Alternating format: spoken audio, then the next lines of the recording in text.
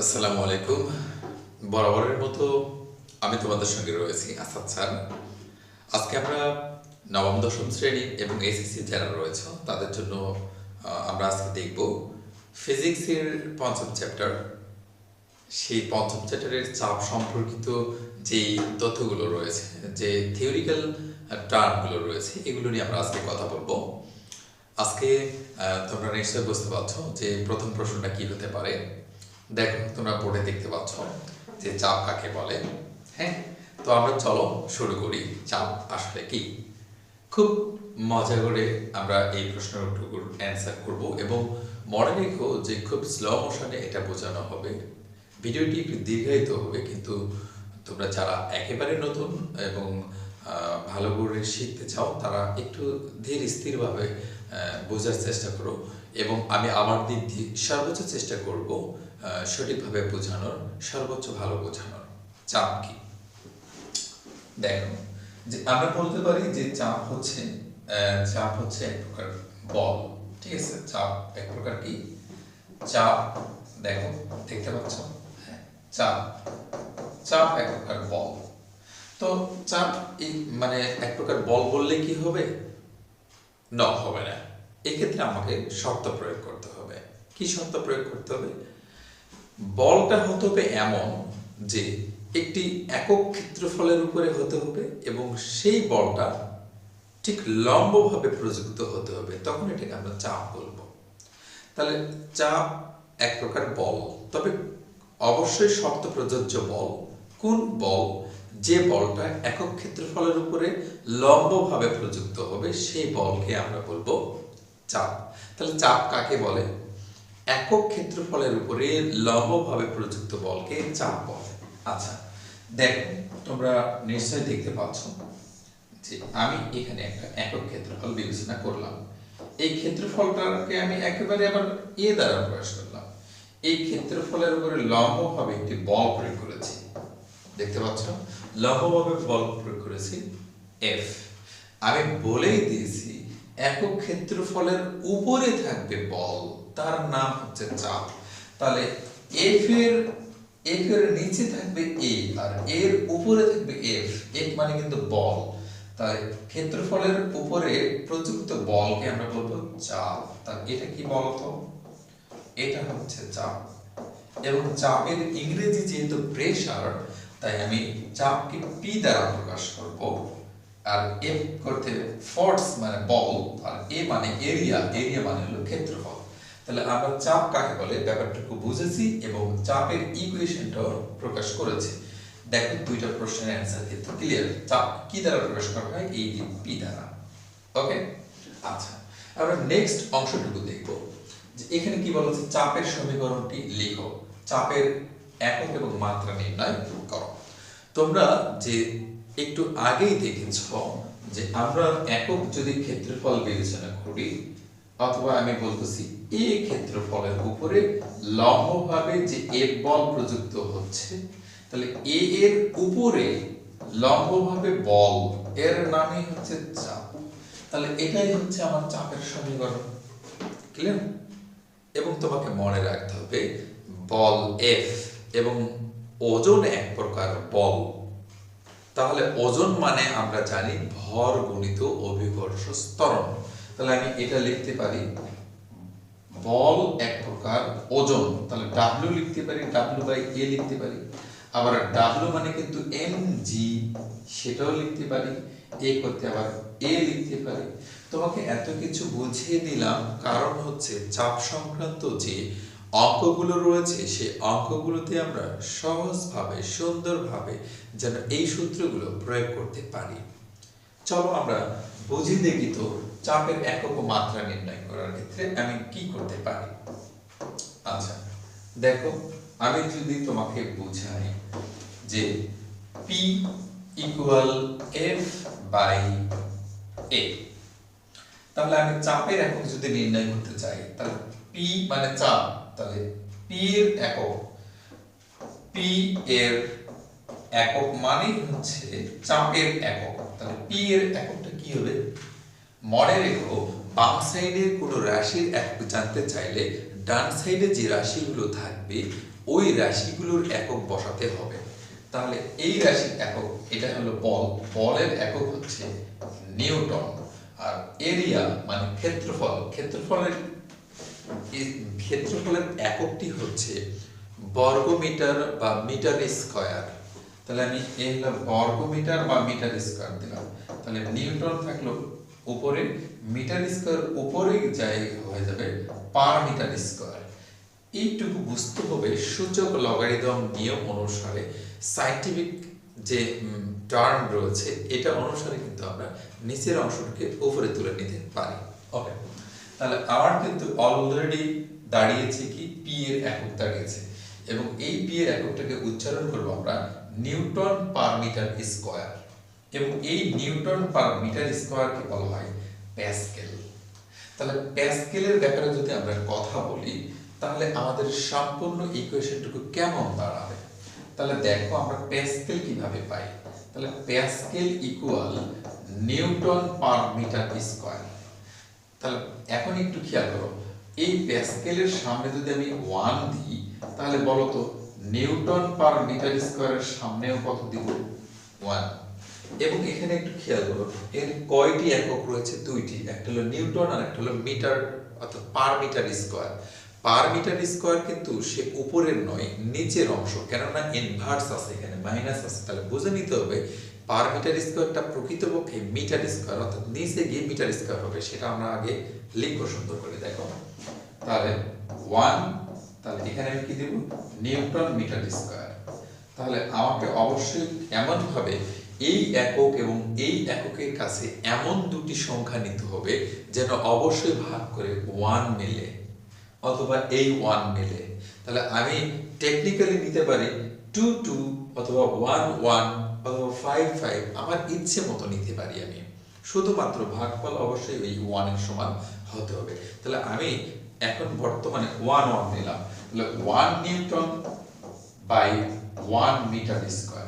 তাহলে আমি কি করতে পারি, আশা করা যায় তুমি এগুলো কিন্তু বুঝতে পেরেছো, এগুলো স্ক্রিনশট দিয়ে নিয়ে নিও, তোমার প্রয়োজনে লাগবে। আমি যদি এই ইকুয়েশনের পর আমি এটাকে যদি মিশিয়ে দিই যদি আমি এখানে ব্যবহার করে দেখি তাহলে আমার কি দাঁড়ালো দেখো। এখানে আমি দাঁড় করাতে পারলাম এটা হলো 1 প্যাসকেল। 1 প্যাসকেল ইকুয়াল এই ইকুয়েশনটা সর্বশেষ আমি দাঁড় করাতে পেরেছি। তাহলে আমি লিখতে পারি যে 1 মিটার স্কয়ার ক্ষেত্রফলের উপর 1 মিটার স্কয়ার ক্ষেত্রফলের উপর, দেখো একের উপরে 1 নিউটন, 1 নিউটন বল লম্বভাবে প্রযুক্ত হলে যে চাপ অনুভূত হয় তাকে কি বলে? 1 প্যাসকেল। 1 প্যাসকেল বা শুধু প্যাসকেল বলে। ওকে, অনেক ইজি একটা ব্যাপার। তাহলে প্যাসকেল বা 1 প্যাসকেল কাকে বলে আমরা এই যে সুন্দর একটা সম্পর্ক থেকে কিন্তু সুন্দর করে নিতে পারি। এখন যদি আমাকে বলতো 10 প্যাসকেল কাকে বলে, আমি খুব ইজিলি বলতেছি, দেখো 10 প্যাসকেল, তাহলে 1 প্যাসকেলের জায়গায় তুমি কত দিবা? 10 দিয়ে দাও। দিয়ে দিলা, দেওয়ার পরে এই নিউটন আর এই মিটার স্কয়ারের কাছে এমন দুটি সংখ্যা নাও যেন ভাগফল অবশ্যই এই 10 এর সমান হয়। তাহলে আমি নিলাম কি, নিচে 1 নিলাম মিটার স্কয়ার আর উপরে নিলাম 10 নিউটন। তাহলে এই 10 কে 1 দ্বারা ভাগ দিলে কিন্তু উত্তর কিন্তু 10 বের হয়। তাহলে এটা করতে পারি। তাহলে আমি কি লিখতে পারি? 1 মিটার স্কয়ার ক্ষেত্রফলের উপরে এখানে আমি কি লিখব? 10 নিউটন বল লম্বভাবে প্রযুক্ত হলে যে চাপ অনুভূত হয় তাকে এই যে 10 প্যাসকেল বলে। তাহলে 100 প্যাসকেলের ক্ষেত্রে কি হবে, 200 প্যাসকেলের ক্ষেত্রে কি হবে, অল টাইম মাথায় রাখবা যেন এখানে এমন দুটো সংখ্যা বসাবা, তোমাকে 100 প্যাসকেল বলেছে তাহলে উপরে আর নিচে এমন দুটো সংখ্যা বসাও যেন কি হবে, ভাগ করে যেন ওই 100 প্যাসকেল মিলে যায়, 100 যেন মিলে। এভাবে এখানে আমি শুধু মান বসাবো। তবে 10 প্যাসকেল বা প্যাসকেল বলে এটা বলা যাবে না, কেননা 10 প্যাসকেল বলে এটা তখন হবে না। 1 প্যাসকেলকে প্যাসকেল বলে কিন্তু 10 প্যাসকেলকে প্যাসকেল বলে না, এটা মাথায় রাখতে হবে। মানে কেননা আমরা অনেক সময় বলে থাকি টাকায় একটি লজেন্স পাওয়া যায়, এর অর্থ টাকায় মানে 1 টাকায়, কিন্তু 10 টাকা মানে কিন্তু টাকাই না, এইটুকু খেয়াল রাখতে হবে। এই জন্য আমরা বলতেছি 1 প্যাসকেল বা প্যাসকেল ওকে, কিন্তু 10 প্যাসকেল বা প্যাসকেল না, শুধু 10 প্যাসকেল মানে 10 প্যাসকেল। ওকে, ক্লিয়ার? আশা করা যায় বুঝতে পেরেছি। চাপের অপর একটি একক রয়েছে, সেই এককটুকু আমরা জানতে চাই। চাপের আমরা তাহলে এখানে 2 ধরনের একক পেয়েছি। চাপের আরো একটি একক রয়েছে, সেই এককের দিকে যদি যেতে চাই তাহলে একটু বোঝো। তাহলে বলো তো, P = F/A, তোমরা এ পর্যন্ত শিখেছো। তাহলে F মানে কি জানো? আমরা কিন্তু এখন বর্তমানে এই তিনটা রাশিকে আমরা ভাঙাচোরা করতেছি। দেখো, F মানে কিন্তু হচ্ছে বল, বলকে আমরা যদি ভাঙি তাহলে পাই কি MA। F মানে F = MA। আর A মানে কি? A মানে হচ্ছে ক্ষেত্রফল, দৈর্ঘ্য গুণ দৈর্ঘ্য, দৈর্ঘ্য গুণ প্রস্থ, দৈর্ঘ্য গুণ উচ্চতা, প্রস্থ গুণ উচ্চতা, উচ্চতা গুণ উচ্চতা ইত্যাদি হতে পারে। তো আমি এখানে শুধুমাত্র লিখলাম দৈর্ঘ্য আর দৈর্ঘ্য, অর্থাৎ A মানে লিখলাম L গুণিত L, তাহলে কিন্তু A হয়। আচ্ছা, এখন একটু খেয়াল করো, আমি সংক্ষেপে বলে দিলাম, এটা কিন্তু ভরের একক হলো কেজি, সেটাও লিখলাম। আর এটা হলো ত্বরণের একক হলো মিটার পার সেকেন্ড স্কয়ার। আর নিচে আছে দৈর্ঘ্যের একক মিটার, এই দৈর্ঘ্যের একক মিটার, তাহলে কি দাঁড়ালো? Metre square. আমি সহজ করে করার চেষ্টা করতেছি। তাহলে দেখো তো, এই মিটার আর এই মিটারের মধ্যে কাটাকাটি করে একটা মিটার কিন্তু এখানে থাকে, আর এখানে পার সেকেন্ড স্কয়ার কিন্তু থাকবে, তাহলে কি দাঁড়ালো? KG per metre. মিটারটা উপরে গিয়ে হলো পার মিটার, আর এখানে পার সেকেন্ড স্কয়ার তো ছিল। ওকে, আমি কি ক্লিয়ার বোঝাতে পেরেছি? তাহলে তোমাকে খেয়াল করতে হবে, এম এর একক হলো কেজি, আর এ ত্বরণের হলো মিটার পার সেকেন্ড স্কয়ার, আর এল এর একক মিটার, এর একক মিটার, 2 মিটার মিলে হলো মিটার স্কয়ার। তাহলে আমি কাটাকাটি করে দেখলাম, নিচে একটা মিটার থাকে, কেজি করতে কেজি, মিটারটা উপরে গিয়ে হলো পার মিটার, আর পার সেকেন্ড স্কয়ার ছিল এখানে। ওকে, তাহলে এটাই হচ্ছে সেই প্যাসকেল, এটাই হচ্ছে সেই নিউটন পার মিটার স্কয়ার। তাহলে এই তিনটি হচ্ছে কি চাপের একক। ক্লিয়ার? এই তিনটি হচ্ছে চাপের একক। তোমাদের এমসিকিউ গুলো যেগুলো রয়েছে, এই এমসিকিউ গুলোতে অনেক সময় কিন্তু দেওয়া থাকে তিনটি এককের যে কোনো একটি একক। স্টুডেন্টরা মোটামুটি এই জায়গাগুলোতে ভুল করে, এই জায়গাগুলো যেন ভুল না হয় সেই জন্য এটা দেওয়া হয়েছে। তোমরা অবশ্যই এদিকে খেয়াল রাখবা। চলো, চাপের মাত্রা নির্ণয় করো। আমরা চাপের মাত্রা নির্ণয় করতে চাই একেবারে সহজ উপায়। সহজ উপায়টা হচ্ছে, প্রথমত তোমরা কি করবা? এককটা নির্ণয় করবা। এককটা নির্ণয় করার পর তুমি একক নির্ণয়ের পর যদি তুমি এভাবে চিন্তা করো, জাস্ট একটু দেখো, একটু খেয়াল করে দেখো, আমি যদি তোমাকে সহজে বোঝানোর চেষ্টা করি, যে তুমি এককটা কত পেলা বলো তো? KG per metre per second square, per metre and per second square. তাহলে এখন কথা হচ্ছে কি, কেজি কার একক? ভরের। তাহলে ভরের মাত্রা কি? বড় হাতের এম। তাহলে পার মিটার, মিটার, এটা মিটার আগে চিন্তা করো, মিটারটা কার একক? দৈর্ঘ্যের একক, আর দৈর্ঘ্যের মাত্রা কি? এল বসাই দাও, আর পার থেকে গেল এখানে। ওকে, সেকেন্ড কি?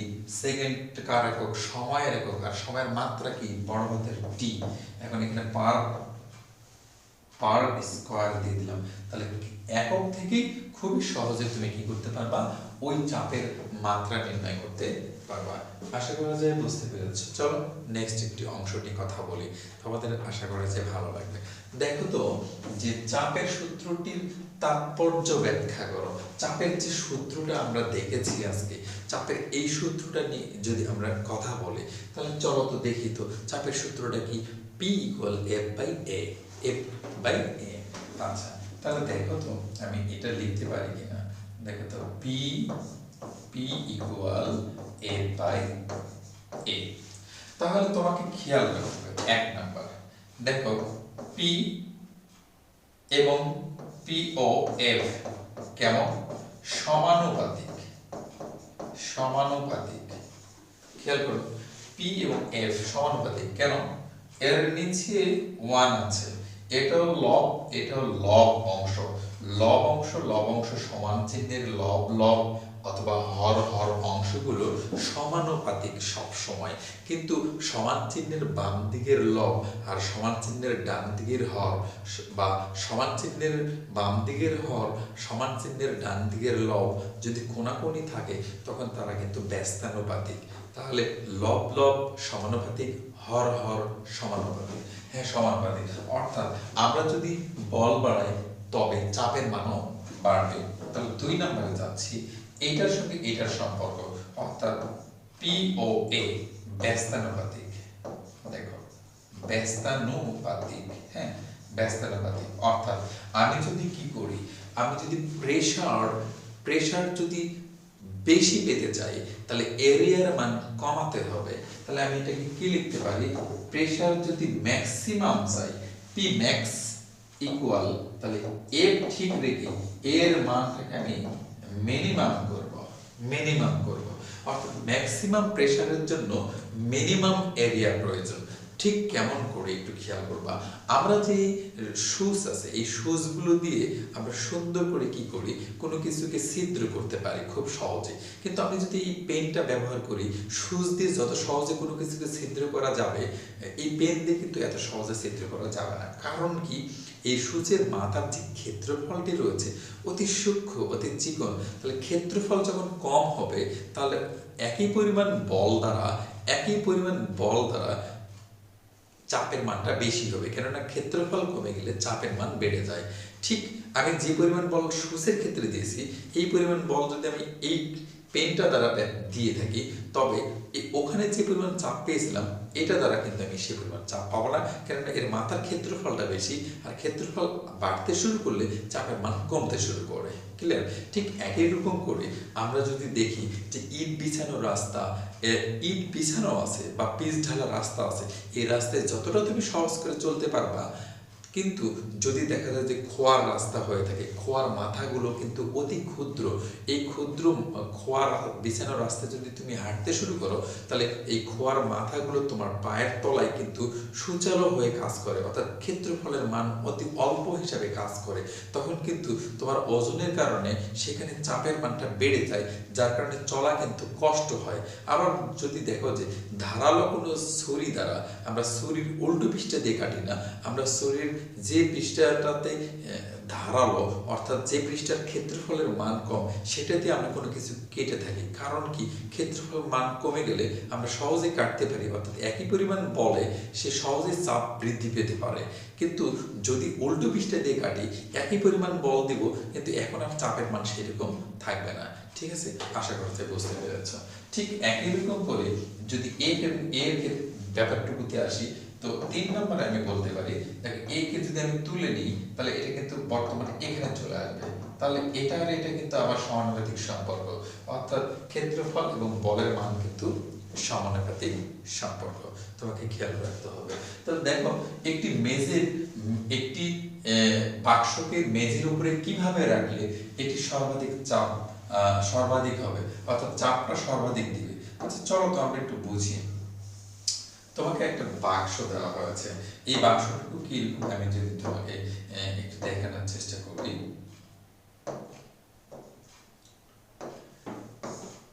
আচ্ছা, এই যে মনে করো এটা একটা বাক্স, ঠিক আছে, এটা একটা বাক্স। এই বাক্সে দেখো, এই যে একটা বাক্স আছে, এই বাক্সে যেটা দৈর্ঘ্য এল মনে করো যে আমি দিলাম 5 মিটার, এবং বিম বা যেটা হচ্ছে প্রস্থ, সেই প্রস্থ হচ্ছে 3 মিটার, আর যেটা হাইট উচ্চতা হচ্ছে 4 মিটার। এখন তোমাকে বলা হলো মেঝের উপরে আমি কিভাবে, এই মেঝেটার উপরে আমি কিভাবে এই যে বস্তুটা দেখতে পাচ্ছ, একটা মেঝের উপরে কিভাবে আমি রাখবো, হয়তো লম্বা করে রাখতে পারি অথবা একটু এটাকে ঘুরিয়ে রাখতে পারি, কিভাবে রাখলে সর্বাধিক পরিমাণে আমি চাপ পাবো, সেই বিষয়টুকু আমরা যদি জানতে চাই তাহলে তোমাকে বুঝতে হবে সূত্রটা কি ছিল, P equal F by A। আমি যদি চাপ বেশি চাই তাহলে এটার মান হতে হবে মিনিমাম, অর্থাৎ এর মান হবে মিনিমাম, তখন এটা হবে কত, ম্যাক্সিমাম, আমি এটাকে কনস্ট্যান্ট রাখলাম, নির্দিষ্ট রাখলাম, এটাকে কোনো পরিবর্তন করলাম না, আমি শুধুমাত্র ক্ষেত্রফলের মান কম বেশি করে চাপের মান কম বেশি করব। তাহলে এখন কথা হচ্ছে এই তিনটির যে কোনো দুটিকে যদি আমি গুণ করি তাহলে কিন্তু ক্ষেত্রফল আমি পেয়ে যাব। অর্থাৎ একটা বাক্সকে যদি মেঝের উপরে দৈর্ঘ্য বা প্রস্থ বরাবর অথবা দৈর্ঘ্য বা উচ্চতা বরাবর যদি আমি শোয়ায়ে দিই বা খাড়া করে রাখি, তখন কিন্তু এই ক্ষেত্রফলের মান কম বেশি হওয়ার কারণে চাপের মানও কিন্তু কম বেশি হবে। আমি মনে করলাম যে আমি লম্বা করে রেখেছি, তাহলে লম্বা করে রাখলে এখানে দৈর্ঘ্য কাজ করবে, একটা দৈর্ঘ্য কাজ করবে, এইবার আবার দৈর্ঘ্য কাজ করবে, আর এইবার আবার মনে করো প্রস্থ কাজ করতেছে। তাহলে দৈর্ঘ্য আর প্রস্থ যদি কাজ করে তাহলে দেখো দৈর্ঘ্য হচ্ছে 5 আর প্রস্থ হচ্ছে কত 3, তাহলে 5 আর 3 গুণ করো, 3 5 কত হয় 15। তাহলে এখানে পি ম্যাক্সিমাম যদি রাখি, তাহলে পি যদি আমি ম্যাক্সিমাম রাখি তাহলে সরি আমি মিশিয়ে দিচ্ছি। আচ্ছা, আমি যদি এখন পি ইকুয়াল দেখো এফ বাই কি লিখলাম, এখানে 15 দিলাম, অর্থাৎ দৈর্ঘ্য প্রস্থ বরাবর যদি বস্তুটাকে শোয়ায় দিই তাহলে হবে কত 15। অথচ আমি যদি দৈর্ঘ্য প্রস্থ না দিয়ে যদি প্রস্থ আর উচ্চতা দিয়ে চিন্তা করি তাহলে এফ ইকুয়াল 3 4 কত 12 হবে এখানে। তাহলে মনে রেখো নিচে হরের মান যত কম হবে ততই কিন্তু এখন প্রেসারের মানটা বেশি আসবে। যেমন করে একটু খেয়াল করে দেখো, আমি এখানে এই এফ এর মান দেখো পি ইকুয়াল এই এফ এর মান দিলাম 15, আর এখানে আমি এই বাক্সটাকে এমন করে রেখেছি, বাক্সটার যে দৈর্ঘ্য আর প্রস্থ বরাবর বাক্সটাকে স্থাপন করেছি, তাহলে সে চাপ দিবে কথা কি এরিয়া নিয়েছে 15, তাহলে 15, তাহলে চাপের মান হবে 1 প্যাসকেল। অথচ যদি আমি বাক্সটাকে যদি আমি এই দৈর্ঘ্য প্রস্থে না রেখে প্রস্থ আর উচ্চতা বরাবর যদি স্থাপন করি তাহলে তার ক্ষেত্রফলের মান হবে এত। আর যদি আগে থেকেই বাক্সটার বল বা ওজনের মান যদি কত হতো 15, তাহলে 12 দ্বারা ভাগ করতাম, তাহলে আমার কিন্তু এবার উত্তর আসবে 1 পয়েন্ট সামথিং। ঠিক আছে, 1 পয়েন্ট সামথিং। তো 1 পয়েন্ট সামথিংটা আসলে কতটুকু আমি যদি দেখাই যে 15 ভাগ হচ্ছে 12, আচ্ছা এখানে হচ্ছে 1.25। দেখো আমি কিন্তু ক্ষেত্রফল এবার কিন্তু এখানে ক্ষেত্রফল কমে দিয়েছি, ক্ষেত্রফল কমে যাওয়ার কারণে চাপের মান বেশি আসছে, আর ক্ষেত্রফল তোমার কিন্তু কি আসছে এখানে কম আসছে। তাহলে তোমাকে বুঝে নিতে হবে, এমন ভাবে রাখতে হবে যেন ক্ষেত্রফলের মান সবসময় কম হয়, তাহলে চাপের মান কিন্তু সর্বাধিক পাওয়া যাবে। ঠিক আছে, আমরা নেক্সটে চলে যাচ্ছি যে দেখো যে প্যাসকেল কি। হ্যাঁ, তোমরা প্যাসকেল সম্পর্কে অলরেডি ধারণা পেয়ে গেছো, এই প্যাসকেল নিয়ে আলোচনা করা হয়ে গেছে। আমরা যদি নেক্সটে চলে যাচ্ছি, দেখো জুতা পায়ে মাটিতে দাঁড়িয়ে থাকা, দেখতে পাচ্ছ দেখো জুতা পায়ে মাটিতে দাঁড়িয়ে থাকা একজন ব্যক্তির ভর 50 কেজি। আচ্ছা, অঙ্কটা যদি আমি ক্যালকুলেশন করতে চাই, দেখো ব্যক্তির ভর কিন্তু 50 কেজি। দেখো এম ইকুয়াল এ হলো 50, এ হলো কেজি। ঠিক আছে, তাহলে ওই ব্যক্তির জুতার তলার ক্ষেত্রফল দেওয়া আছে 200 বর্গ সেন্টিমিটার। তাহলে ক্ষেত্রফলের মান দেওয়া আছে, এ এর মান দেওয়া আছে, দেখো এর মান দেওয়া আছে 200 বর্গ সেন্টিমিটার, মানে সেন্টিমিটার স্কয়ার। মাথায় রেখো এটা কিন্তু কেজিটা আছে এমকেএস পদ্ধতিতে, অর্থাৎ এককের যে পদ্ধতিটা রয়েছে, আমরা এককের পদ্ধতি ব্যবহার করার সময় অবশ্যই একই একক পদ্ধতি ব্যবহার করব। যেহেতু এটা এমকেএস পদ্ধতিতে আছে আর এটা আছে সিজিএস পদ্ধতিতে, হয় এটাকে সিজিএস বানাবো অথবা এটাকে এমকেএস বানাবো। এটাকে যদি আমি এমকেএস বানাই তাহলে কত হবে, এমকেএস পদ্ধতিতে বানালে এটাকে আমরা সেন্টিমিটার স্কয়ার করতেছি, তাহলে 10 টু দি পাওয়ার -4 দ্বারা কি করব ভাগ করব, 10 টু দি পাওয়ার -4 দ্বারা গুণ করব, গুণ করলে হয়ে যাবে কি মিটার স্কয়ার। অর্থাৎ কেন এরকম হলো একটু খেয়াল করবা, 200 সেন্টিমিটার যদি থাকতো শুধুমাত্র তাহলে আমি 100 দ্বারা ভাগ করতাম, কিন্তু সেন্টিমিটার স্কয়ার আছে তাই মিটার স্কয়ার বানাতে গেলে 2 বার 100 দ্বারা ভাগ করতে হবে। আর 2 বার 100 দ্বারা যদি ভাগ করি তাহলে 2টা 100 4টা শূন্য, তাহলে নিচে কত থাকবে 10,000 থাকবে। আর 10,000কে আমি সায়েন্টিফিক মানে যদি উপরের দিকে নিয়ে যাওয়ার চেষ্টা করি তাহলে আমি 10 টু দি -4 দ্বারা আমি গুণ করতে পারি। এই হলো ব্যাপার। ওকে, এখন কথা হচ্ছে মাটিতে জুতার চাপ নির্ণয় করো। তাহলে P ইকুয়াল ওয়াট চাপ নির্ণয় করতে বলেছে, অনেক ইজি। চলো ব্যাপারটাকে বুঝি। P equal F by A। Okay, তাহলে এই যে দেখো P পি, মানে P equal F A, F মানে কিন্তু এমজি আর এ করতে এ। আচ্ছা দেখো এম কত 50 আর জি মানে হচ্ছে 9.8। এখন এ যেটা আছে এই এর মানটুকু বসাই দিলাম 200 গুণিত 10 টু দ্য পাওয়ার -4। আশা করা যায় এখন তুমি যদি ক্যালকুলেশন করো একটা উত্তর বেরোবে, এই উত্তরের শেষে শুধুমাত্র লিখে দিতে হবে প্যাসকেল, তাহলে আশা করা যায় এই উত্তরটুকু বুঝতে পারবা। ওকে, নেক্সট আমরা অংশ দেখতেছি যে স্থির তরলের মধ্যে কোনো বিন্দুতে চাপ নির্ণয়ের সমীকরণটি ব্যাখ্যা করো। অর্থাৎ ব্যাপারটুকু হচ্ছে যে দেখো যে এইরকম একটা মনে করো সিলিন্ডার, হ্যাঁ সিলিন্ডার, এখানে পানি আছে, তো এখানে একটা বিন্দু রয়েছে, এই পানির উপরিতল থেকে এটা হলো উচ্চতা কতখানি h উচ্চতা, তাহলে পানি আছে এই পর্যন্ত আর এটা হলো নিচ, তাহলে পানির উপর থেকে নিচ পর্যন্ত উচ্চতা হলো কত h। এখানে একটা বিন্দু নিলাম, বি বিন্দু নিলাম, ওই বিন্দুতে আমি কি করতে চাই চাপ নির্ণয় করতে চাই। প্যাসকেলের একটি সূত্র রয়েছে এই অধ্যায়ে, পঞ্চম অধ্যায়ে প্যাসকেলের একটি সূত্র রয়েছে। এই প্যাসকেলের সূত্রতে বলা হয় যে কোনো একটা বিন্দুতে চাপ প্রয়োগ করলে ওই চাপটা কিন্তু কমে না, বরং চারিদিকে সমানভাবে সঞ্চালিত হয়। ঠিক আছে, তাহলে এখানে কিন্তু ওই বিষয়টুকু আমি লিখে দিয়েছি। দেখো এই স্থির তরলের মধ্যে কোনো বিন্দুতে চাপ, ঠিক আছে। ওকে, এই অংশটুকু আমরা দেখতেছি এখন বর্তমানে তরল পদার্থের ভিতরে কোনো বিন্দুতে চাপ বলতে ঠিক ওই বিন্দুর চারিদিকে প্রতি একক ক্ষেত্রফলের উপরে লম্বভাবে অনুভূত বলকেই বোঝায়। অর্থাৎ চাপ দিলে সেই চাপটুকু কোনো দিকে কমবে না, ঠিক সমানভাবে চারিদিকে সঞ্চালিত হবে। তাহলে আমরা যদি এই চাপের ইকুয়েশনটুকু জানতে চাই, পুরোপুরি যদি জানতে চাই, তাহলে আমাকে একটা ব্যাখ্যায় দিতে হবে। দেখো আমি কি নিলাম, একটা পাত্র নিয়েছি, ঠিক আছে, একটা পাত্র নিয়েছি, এই পাত্রে পানি আছে, এই পর্যন্ত পানি আছে। তো আমি এবার করলাম কি একটা সিলিন্ডার নিয়েছি, দেখো একটা সিলিন্ডার নিয়েছি, এই সিলিন্ডারের এই ক্ষেত্রফলটার নাম হচ্ছে এ, তাহলে এটাও কি এই ক্ষেত্রফল, এবং এখান থেকে এই পর্যন্ত মানটুকু হচ্ছে এই হাইট উচ্চতা, ঠিক আছে। এবং এখানে একটা বিন্দু নিয়েছি বি বিন্দু, এই যে বি বিন্দু নিয়েছি, ঠিক আছে, বি বিন্দু নিয়েছি, এই বি বিন্দু এখন হচ্ছে ওই বিন্দুতে আমি একটা চাপের মান নির্ণয় করতে চাই। তাহলে চাপের মান নির্ণয় করতে চাই, তাহলে আমি কিন্তু সবকিছু বলে দিয়েছি, চাপের মান নির্ণয় করতে হলে আমাকে কি করতে হবে। ওকে, তাহলে দেখো আমি যে তোমাকে বললাম সিলিন্ডারের ক্ষেত্রফল, অর্থাৎ আমি বলতেছি যে এই যে এইটুকুর যে ক্ষেত্রফলটা রয়েছে, এই ক্ষেত্রফলটা ধরে নিলাম আমরা কি ক্ষেত্রফলের মান ধরে নিয়েছি হচ্ছে a, তাহলে এই অংশটার ক্ষেত্রফল হচ্ছে a, এবং তরলের ঘনত্ব আমরা d বলেছি, এটাকে রো বলতে পারি, রো, তরলের ঘনত্বকে রো দ্বারা প্রকাশ করা হয় এবং d দ্বারা প্রকাশ করা যাবে। আবার বলতেছি এখানে যে তরলটা আছে, আমি যে লিকুইডটা নিয়েছি, আবার বলতেছি এখান থেকে এটা হচ্ছে h, এই মুখটার ক্ষেত্রফল হচ্ছে a, এবং এখানে যে তরল নিয়েছি তরলের ঘনত্ব হচ্ছে রো, তরলের মুক্ত তল থেকে গভীরতা এটা h সেটা বলেছে। এখানে যে আমরা যে পরীক্ষাটা করতেছি, এই পরীক্ষা করার সময় এখানে অভিকর্ষ স্তরণের মান আছে কতখানি g। ওকে, তাহলে এই অংশটুকু আমরা বুঝলাম। তো আমরা জানি চাপ মানে কি বলো, আমরা জানি হচ্ছে চাপ মানে হচ্ছে বল বাই ক্ষেত্রফল, অর্থাৎ p equal f by a, এটা কিন্তু আমরা জানি, ঠিক আছে।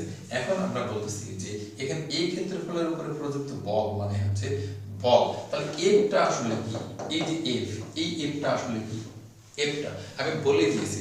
যেমন আমি এখানে দাঁড়িয়ে আছি, তাহলে আমি কি মাটির উপরে বল প্রয়োগ করতেছি, হ্যাঁ প্রয়োগ করতেছি, কতটুকু আমার ওজনের সমান। তাহলে এফ মানে কি, এফ মানে হচ্ছে ওজন, এফ মানে হচ্ছে কি ওজন। কার ওজন, দেখো উপরের যে তরলগুলো রয়েছে, এই তরলগুলো এর উপরে কি পরিমাণ বল প্রয়োগ করতেছে ওই তরলের ওজনের সমান। তাহলে আমি কি লিখতে পারি ডাব্লিউ। ওকে, আমি ডাব্লিউ লিখেছি, তাহলে এফ করতে এফ ডাব্লিউ। আচ্ছা বলো, একটু খেয়াল করতে হবে তরলের ওজন, তরলের ওজন কেমনে বের করে, একটু মনোযোগী হবা। আচ্ছা একটু দেখো, তরলের ওজনের ক্ষেত্রে আমাদেরকে অবশ্যই খেয়াল রাখতে হবে যে ব্যাপারটুকু হচ্ছে যে দেখো আমরা তরলের ওজন অলরেডি পেয়েছি ডাব্লিউ, আর ডাব্লিউ ইকুয়াল তুমি কিন্তু জানো কি এমজি। দেখো আমি কিন্তু আবার বলতেছি যে আমি এই লাইনের পর আমি কিন্তু নিজে ইকুয়েশন এখানে আবার নতুন করে করতেছি, এফ ইকুয়াল ডাব্লিউ আর ডাব্লিউ ইকুয়াল এমজি। আচ্ছা তোমরা কিন্তু যে এই অধ্যায়ের ঘনত্ব অংশটুকু রয়েছে, এই ঘনত্বের ক্ষেত্রে একটা সূত্র পাবা, rho equal M by V. তাহলে এম ইকুয়াল কত হবে জানো, রো ভি। রো মানে হচ্ছে কিন্তু ঘনত্ব আর ভি মানে হচ্ছে আয়তন। তাহলে আমি কি লিখতে পারি, রো ভি এন্ড জি। তাহলে এই যে দেখো এটা পেয়ে গেলাম। তাহলে এটা যদি পেয়ে যাই, এটা যদি দেখো অলরেডি পেয়ে গেছে তরলের আয়তন, তারপর হচ্ছে ঘনত্ব এবং জি পেয়ে গিয়েছিলাম, তাই না? আচ্ছা, এবং আমরা এটা করতে পারি, দেখো যে এই ভি মানে আয়তন, আর আয়তন মানে আমরা বলতে পারি এ এইচ আর রো করতে রো, আর জি করতে আমি লিখতে পারি জি।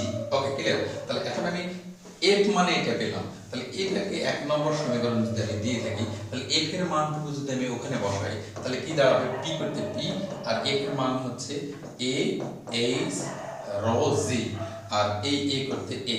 তাহলে এই এ আর এই এ আমি কি করতে পারি? কেটে দিতে পারি। তাহলে পি ইকুয়াল দাঁড়াবে কত? এইচ রো জি। এটি হচ্ছে তরলের ভেতরে কোনো একটি স্থির বিন্দুতে চাপের মান নির্ণয়ের সূত্র। ক্লিয়ার? যদি আরো ক্লিয়ার হতে চাও তাহলে আমরা আর একটু পেছনের দিকে গিয়ে ব্যাক করে দেখতে পারি। চলো দেখি। আমি সর্বশেষ আমি তোমাকে বলে দিই আমরা কি করলাম। দেখো পি ইকুয়াল এইচ রো জি পাইলাম। দেখো এর সঙ্গে এর সম্পর্ক সমানুপাতিক, এর সঙ্গে এর সম্পর্ক সমানুপাতিক, এর সঙ্গে এর সম্পর্ক সমানুপাতিক।